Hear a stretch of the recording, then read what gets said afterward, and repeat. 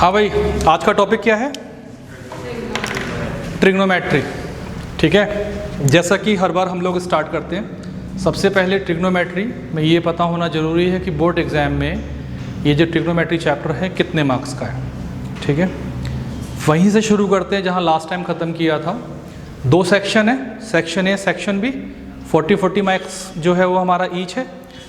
Trigonometry identities पहला chapter है trigonometry का, और हाइट एंड डिस्टेंस दूसरा चैप्टर है।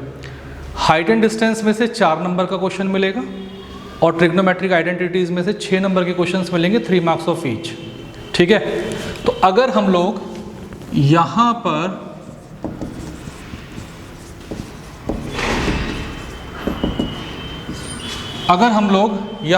आओ भाई, अगर हम लोग आ जाओ, अगर हम लोग यहाँ पर ट्रिग्नोमेट्री की बात करते हैं तो ट्रिग्नोमेट्रिक आइडेंटिटीज़ के बारे में अगर आप बात करेंगे, ठीक है,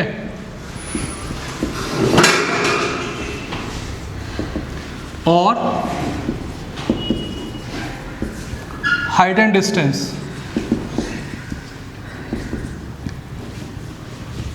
थ्री प्लस 3 4 मार्क्स का, 6 मार्क्स का तो ये हो गया।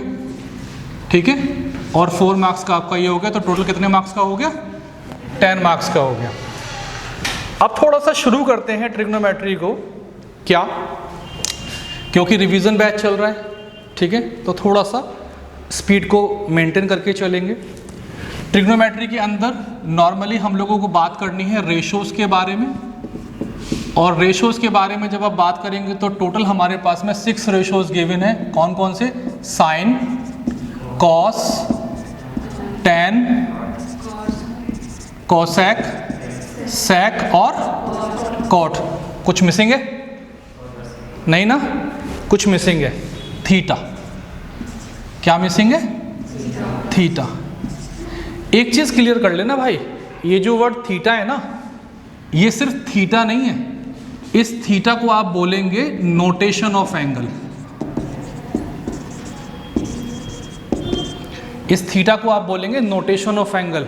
मीनिंग, मान लीजिए हमारे पास लिखा हुआ है sine theta is equals to 60 degree, यहां लिखा हुआ है cos theta is equals to 30 degree, तो this theta equals to 60 degree, this theta is equals to 60 degree. तो नोटेशन ऑफ एंगल का मतलब ये है कि अगर कहीं पर मैं आपसे बोल दूं sine theta is equals to 60 degree, तो थीटा की वैल्यू हमारी 60 degree, 30 degree, then theta's value is 30 degree, 45 degree, 45 degree मतलब थीटा की वैल्यू 45 डिग्री।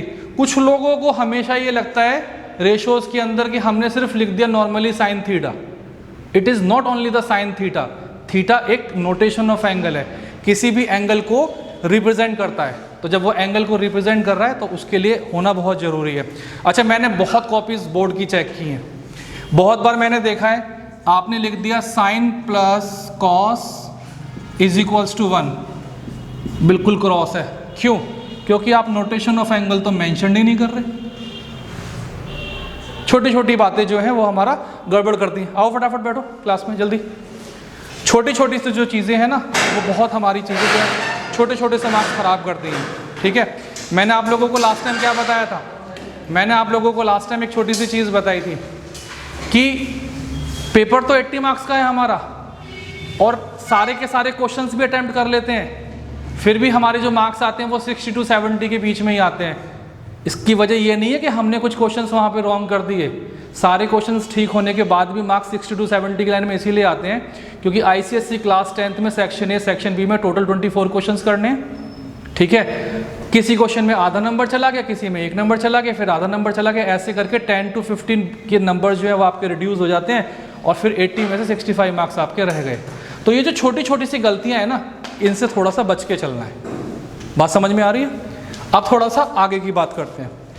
पॉइंट नंबर ये, इसको थोड़ा सा और एडवांस लेवल पर लेकर जाते हैं। किसी किसी क्वेश्चन में लिखा होता है साइन ए, किसी क्वेश्चन में लिखा हुआ है साइन बी, किसी क्वेश्चन में लिखा हुआ है sine theta. These are the symbols, और सारे के सारे जो होते हैं वो नोटेशन ऑफ एंगल होते हैं। क्या होते हैं? नोटेशन ऑफ एंगल होते हैं। Point is clear? बेसिक्स की बात समझ में आ रही है? अब ये जो 6 रेशोज हैं, साइन, कॉस, टैन, कोसेक, सेक, कोट, हमेशा याद रखिएगा किसी भी बुक को देखेंगे ना आप तो ये सीक्वेंस में ही गिवन होता है, और सीक्वेंस में गिवन होने का रीज़न ये है कि इनका आपस में एक दूसरे के साथ में रिलेशन है। मीन्स कि अगर मैंने यहाँ पे साइन लिखा तो कॉस लिखा, देन टैन लिखा, कोसेक लिखा, सेक लिखा, कोट लिखा, मतलब ये कि if sine theta is equals to 1 upon cosec theta, यानी कि साइन थीटा जो है वो कोसेक थीटा का रेसिप्रोकल हो गया। और सिमिलरली याद रखिएगा आप ये वाली बात कि कोसेक थीटा वाइज वर्सा 1 अपॉन साइन थीटा। तो ये हमारा पहला लॉजिक क्लियर हो गया। नंबर 2 लॉजिक पर आप जाएंगे, क्या?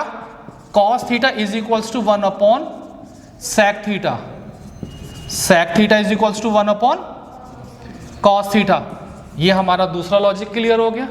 और तीसरे पर जब आप जाएंगे तो क्या बोलेंगे?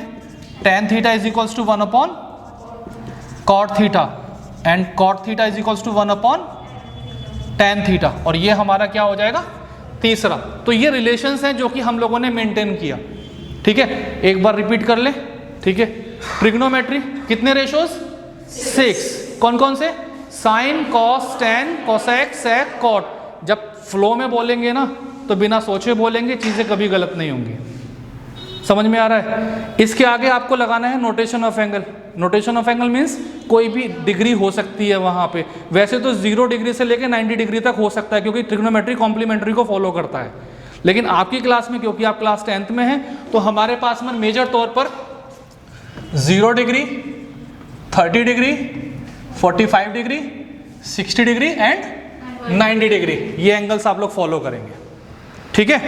नोटेशन ऑफ एंगल, इनके आपस में रिलेशंस भी हैं, जैसे sine theta is equals to 1 upon cosec theta, cosec theta is equals to 1 upon sine theta, cot theta is equals to 1 upon tan theta, ठीक है। ये वाले पे बोले थे हम, ये वाले पे पहुंचे थे, ये इसीलिए मिस कर दिया था क्योंकि ये भी तो पता चले क्लास में कौन कौन बैठा है, जरूरी है ना।